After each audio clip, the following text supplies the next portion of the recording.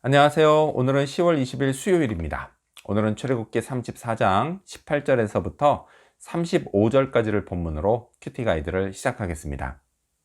먼저 오늘 이 본문을 통해 제가 묵상한 하나님은 삶의 자리를 지켜주시는 분입니다. 24절 말씀을 읽겠습니다. 내가 이방 나라들을 내 앞에서 쫓아내고 내 지경을 넓히리니 내가 매년 3번씩 여호와 내 하나님을 뵈려고 올 때에 아무도 내 땅을 탐내지 못하리라. 아멘. 자, 하나님은 이스라엘 민족이 지켜야 할 3대 절기를 명령하셨습니다.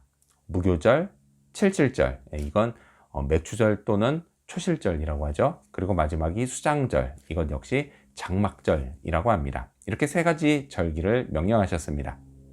자, 이렇게 1년에요. 3차례는 모든 남자들이 하나님께 자신을 보여야 했습니다. 즉, 하나님 앞에서 절기를 지켜야 했습니다. 자, 이 말씀에서요, 하나님이 이방 나라들을 쫓아내신다고 하시는 걸 볼 때, 절기를 이렇게 지키는 건 훗날 가나안 땅에 들어갔을 때의 이야기라는 것을 알 수 있습니다. 가나안 땅, 그 땅은요, 그냥 쉽게 얻는 땅이 아닙니다. 이방 나라들을 쫓아내 주시는 건 하나님이시지만 그 과정에서 칼을 들고 싸우는 건 분명 백성들의 몫이었습니다. 자, 그들에게 가나안 땅, 곧 삶의 자리는 전쟁 끝에 어렵게 얻는 땅이었습니다. 자, 그런데요, 이 3절기를 지키기 위해 남자들이 몽땅 예루살렘으로 가야 했습니다. 어렵게 얻은 땅을 잠시 비워둬야 했습니다. 그것도요, 1년에 3차례나 말이죠. 만일요, 제가 이들이었다면 어땠을까요? 삶의 자리를 쉽게 비울 수 있었을까요? 혹시 쫓아냈던 이방인들이 돌아와서 빼앗아 가지는 않을까 걱정하진 않았을까요? 하지만요, 하나님은 그렇게 너희 하나님을 뵈려고 올 때에 아무도 너희 땅을 탐내지 못하게 하시겠다고 약속하십니다. 하나님이요, 분명 너희 하나님, 너희 땅이라고 말씀하십니다. 저는요, 하나님이 분명 이 둘 중에 하나를 선택하라고 하시는 것 같습니다. 자, 이때 너희 하나님을 선택해 집중하고 헌신하면 하나님이 너희 땅을 지켜주겠다고 말씀하십니다. 자, 그렇다면 계속해서 오늘 이 본문을 통해 제가 발견한 인간의 모습, 어떤 게 있을까요? 오늘은 40일을 금식한 모세를 볼 수 있습니다. 28절 말씀을 읽겠습니다. 모세가 여호와와 함께 40일 40야를 거기 있으면서 떡도 먹지 아니하였고 물도 마시지 아니하였으며 여호와께서는 언약의 말씀 곧 십계명을 그 판들에 기록하셨더라. 아멘. 혹자는요, 새벽 기도만 없으면 목사도 할 만하다고 하지만요, 사실 이건 현실을 몰라도 너무 모르고 하는 소리입니다. 대개 목사들은요, 새벽 기도보다는 금식을 더 힘들어 합니다. 어떻게 사람이 먹고 마시지 않을 수가 있습니까? 그것도 하루 이틀도 아니고 40일씩이나 말이죠. 참 대단하다 못해 존경스럽기까지 합니다. 그래서요, 어떤 분은 자기가 지금까지 40일 금식 기도를 몇 차례 했다, 이렇게 자랑까지도 합니다. 인간적으로는요, 그럴 수도 있겠다라고 생각이 됩니다. 그만큼요, 40일 금식은 참 힘든 일입니다. 자, 그런데요, 모세는 사실 이때 40일이 아니라 80일을 금식했습니다. 얼마 전에요, 처음 십계명을 받을 때 이미 한 차례 40일 금식을 했기 때문입니다. 모세가 이렇게까지 한 이유가 뭘까요? 그만큼요, 시내산 꼭대기에서 하나님을 뵙는 일이 매우 중요했던 것입니다. 항상 뵙는 하나님이지만 때로는요, 그 만남이 매우 중요할 때가 있습니다. 매우 중차대한 일이 생겼을 때 그렇습니다.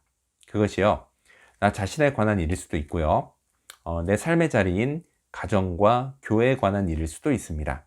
또요, 내가 중보기도 하는 다른 사람에 관한 일일 수도 있습니다. 이때는요, 먹고 마시는 것조차 잊고 또는요, 의지적으로 절제하며 하나님께만 집중합니다. 간절한 마음으로 기도하고 응답을 기다립니다. 하나님이 주실 말씀을 기다립니다. 그렇게 하나님으로부터 힘과 능력, 그리고 지혜를 얻습니다. 그 삶의 고난이 반복해서 찾아오는 것처럼요. 이렇게 금식이라도 하면서 하나님께 집중해야 할 때, 그때 역시도 반복해서 찾아옵니다.